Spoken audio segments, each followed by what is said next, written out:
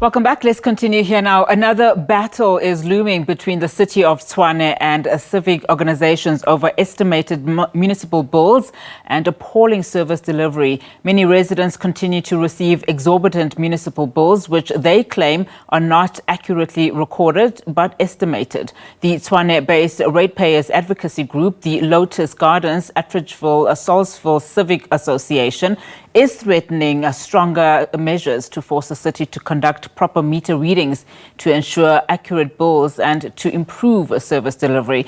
Now, let's further discuss this. We're now joined by Tshepo Mahlangu, president of the Lotus Gardens, Atteridgeville and Saulsville Civic Association, Tshwane Parliament. Thank you so much, sir, for your time this afternoon. So as it stands now, we understand non-payers reportedly owe City of Tshwane around 20.5 billion rand. I mean, are you concerned or not concerned that your calls will cripple the municipality and possibly negatively impact the service delivery further? Good evening, Unati. Thanks for having me on the show and Commander's Morning. Unati, I'm very much concerned. Everybody's very much concerned. Reason being, the people who are stealing this money are the very same people we have entrusted with our money in the capital city, not the residents. Residents cannot at any given point be made scapegoats for money that keeps on missing because no one is holding City of Tshwane accountable. So we are faced with a serious challenge in the capital city whereby we are leaderless. That capital city is now on the brink of collapse because of maladministration, corruption, arrogance. I mean, people are just doing as they wish in that capital city. It's a very sad state of affairs. Hence, as the civic movement, we are saying, let all the residents rise, protect our households, protect our rates and taxes against these thieves who are bullies, who just want to loot our money. We say no to that. We are going to make them feel accountable for every action they are doing with our money. This is went too far. They've gone way too far now. So help us understand then what is the crux of the problem, because in a statement, the city is accusing you, in fact, of actively preventing and harassing city officials from reading the meters in the areas where they say that, representing residents. They're basically saying that you are the ones that are, harassing anyone who comes and takes those proper meters that you are talking about.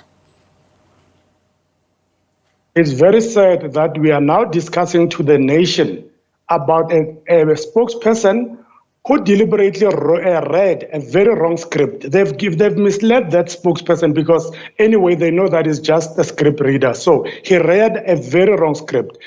The reason why I'm saying this, in June this year, on the 14th of June, we submitted the memorandum of grievances to the Speaker of Tshwane.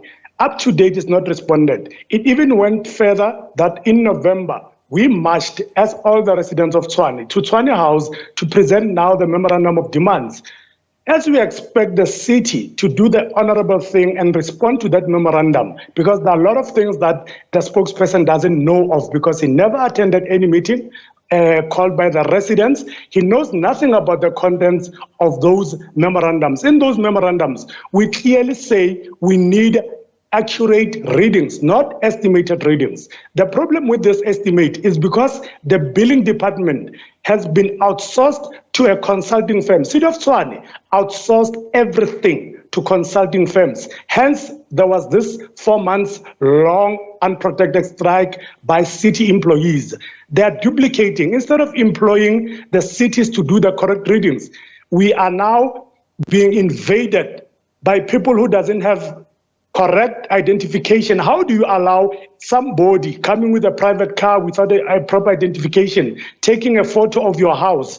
How we can't put our lives into risk? There's high rate of crime in South Africa. So City of Tshwane is busy redirecting our money, our grants to their own pockets because Eskom doesn't even know that this meters, prepaid meters they're using is now costing city 4.5 million per month to SARS because of this PEU smart metering tender, which was awarded unlawfully. So there's a lot of criminality in City of Tshwane. And my worry is that SIU and Hawks are saying nothing about this thing, to the extent that the employees of Tshwane have just went on strike. Even today, they haven't received their salaries. So if they go on strike, it will be because they haven't paid their salary increases. I've just heard this so-called spokesperson citing that the city owes security companies and other debtors. He was on record on media saying that they won't disclose the amount they've just collected in December.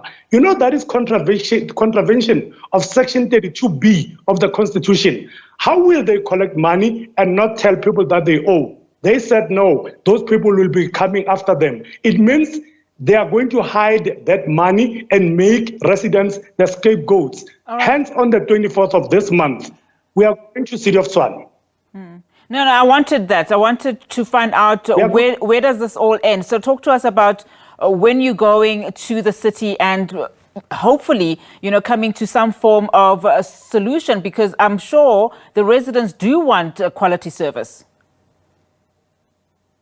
Most definitely. We have invited all the residents in all 7 regions to come on the 24th of January 2024. We are going to Tshwane House building because we want to see the report that needs to go to the council. On the 1st of August 2023, in the council speak of Tshwane, we were shown the report to write off those erroneous estimated bills. Hence, we refuse for anybody to go and make arrangements because we want to see that report going to the council on the 24th. We invite everybody to witness that happening, failing which we will have to sit down and rethink Plan B on what needs to be done because they are withholding that report. And this spokesperson is defending something he knows nothing of. He's just putting himself under a serious condition of explaining things. He won't be able to produce evidence because we have seen that report. We want that report to go to council so that those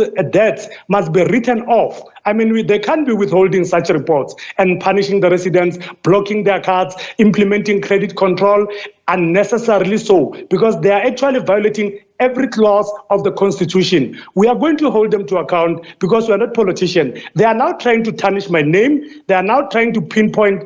I mean, how can they single out one person? I'm the leader. I'm taking the mandate from the residents. I'm not representing Tshepo Mahlangu. I'm representing the residents. So why are they saying this man? Why are they not saying this communities? But the communities have said, Tshepo, we are going with you. This Selby Bukaba guy must know from that day what we are not representing your interest. You have been mandated by us to represent us because we need to have a leader. An organization must have a leader. So that puppet is just making noise, irritating noise like a mosquito on media because, I mean, he knows nothing about billing. He's not even attending any meetings by the residents. We've been stood up so many times trying to reach out. This problem, Unati, is solvable. It's resolvable. The problem is arrogance with this DA-led coalition. If they can collapse the capital city, what more about South Africa if we give them votes in 2024? So Selby must just stop going to media, reporting wrong scripts. There is a script that was hand-delivered in November. He was not part of it because it's not part of MECO. He's not actually relevant to this discussion. Hence, I'm saying Mahlangu, we are very saddened. All right, Mr. Mahlangu, what we will do then is come back to you following that meeting that you will then have with the city, as you've said, the 24th of January. So what we'll do is come back and just get an update from you and the city in as far as what resolutions you've come to, because as we know and as we see in those visuals, the quality of service in the area needs to be restored, just given the level that it's been left unattended to. But thank you so much for your time this afternoon. Really do appreciate it. Tshepo Mahlangu there, he's the president of the Lotus Gardens, Atteridgeville and Saulsville Civic Association.